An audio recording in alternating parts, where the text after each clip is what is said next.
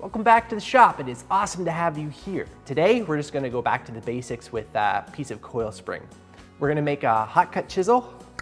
I'm gonna jump at the anvil, bring you along. So let's go make this thing. Here we go.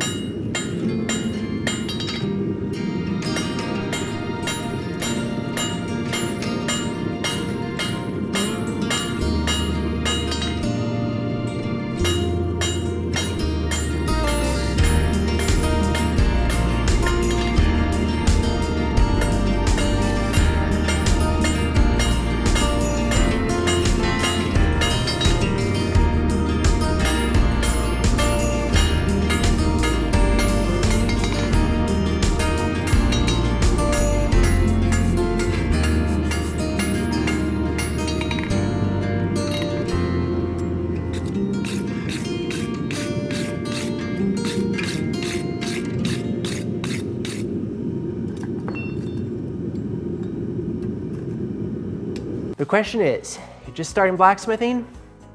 Where do you start? First project. Obviously you want to make whatever you want to make, so usually that's pretty advanced. And I wish somebody would have told me when I first started, because I was like, oh yes, I want to make a pair of tongs. That's going to be my first thing to make. And maybe someday when we get to know each other a little bit better, I'll show you that pair of tongs. I think I still have it somewhere. It's not too much to look at, let me tell you that. I wish I would have started on something simpler. So I thought today, a good place to start to show you would be on a hot cut chisel. You can make this from brand new tool steel, or you can make this from used tool steel. Like I'm gonna use a coil spring today. You could use anything that would be high carbon steel that you had lying around that you could go with. Typically, for starting out, I recommend just find old steel. It's awesome, it's fun, and you've got low investment into the material, so if you would say biff it, you're not too worried about wrecking, expensive piece of steel. I'm a big advocate of make your tools, because the skills that you learn making your tools are very demanding, and they're gonna really project you in a very, very far skill set that will help your work, which is, I think, super great.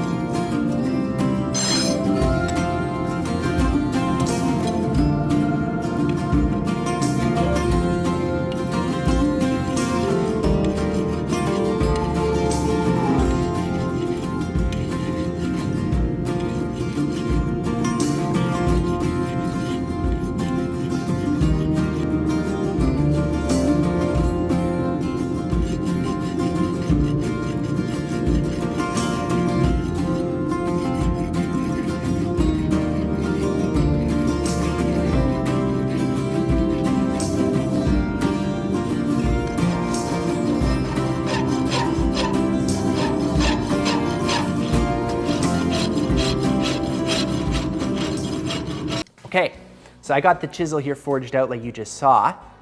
It's still hot. I've actually heated it up and let it normalize. That's just heating it up to dull red and then just letting it cool off in the air. That's always a great thing to do. You know, if you would cycle that 3 times, that would be ideal. Typically, for time's sake, I don't do that on stuff like this. It's not super critical. Don't tell anybody. Anyways, I like the chamfers. I put the hex on it and I kind of orientated them. You probably saw that, just to make it look cool. And it looks like, wow, that's a little tricky, but it's really not that tricky because it's just all about your orientation of where you start the flat. You don't have to do that though. You can just keep it round or square on the end. This is basically, Mark Asprey kind of like does it just like this, except he puts the little indent, a little indent in here. So when you actually hold it, your 2 fingers sit on it. I have some of them like that. It's actually pretty nice. I find that's especially nice with the chisels, not so much like with a tool like a round punch, because it doesn't matter which way it's orientated, but if you put the flats in it, then when you just pick it up, you're like, okay, that's the way it is, so you know which way to orientate it. I'm a big advocate of Mark Asprey's work. If you haven't looked at his 3 books, he has 3 books out, they're super good. I owe him a lot for being where I am in my blacksmithing skill set, because his books, they're not just how to make something, but they're like to understand what's going on with the material when you're working it. And that knowledge is hard to find, but it's super beneficial because then you can apply it to a lot of other things than just the project.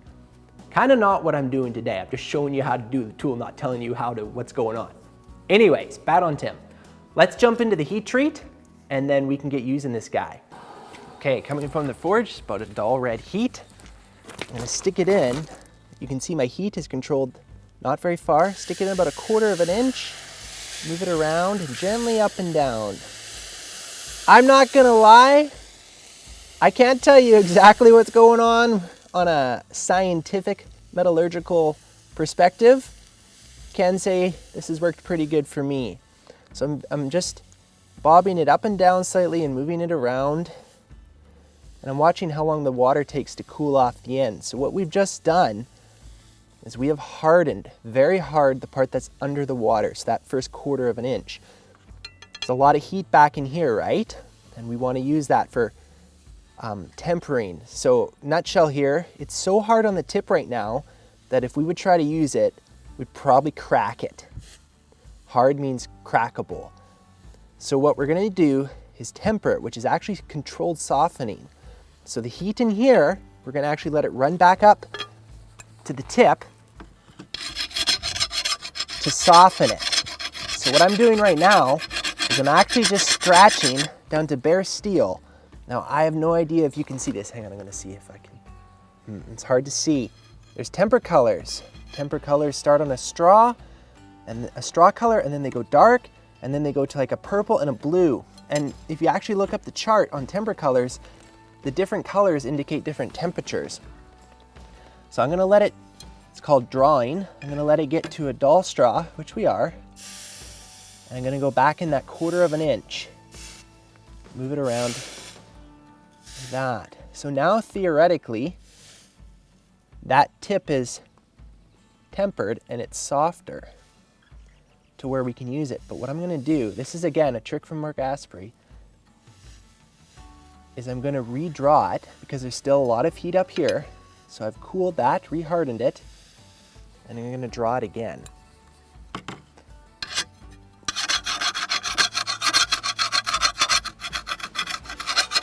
And this drawing will go slower and slower, and the gaps between the color bands will get further apart because there's less heat.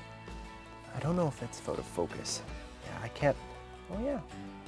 I don't know if you can see that. Sorry about that. It's probably about as focused as I can get. You can maybe see some straw.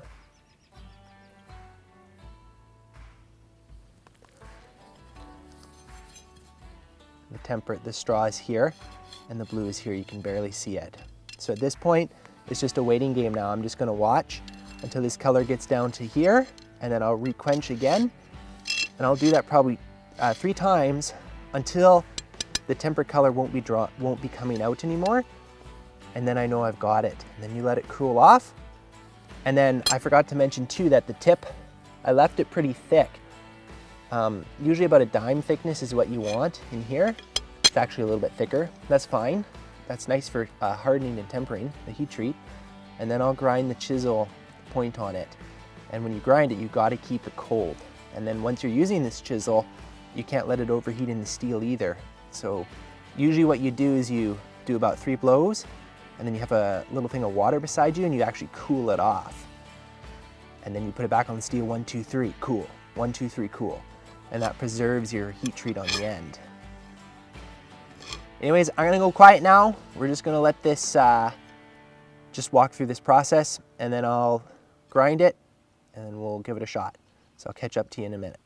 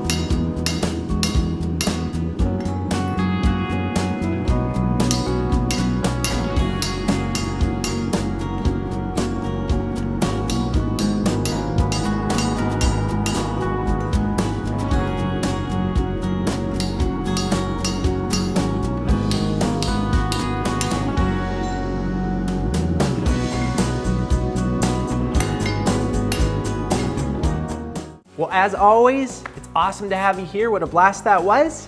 I enjoyed making that hot cut chisel, and hopefully that helped you out. If it did, hit the like button. If you haven't already, please subscribe, and we will see you again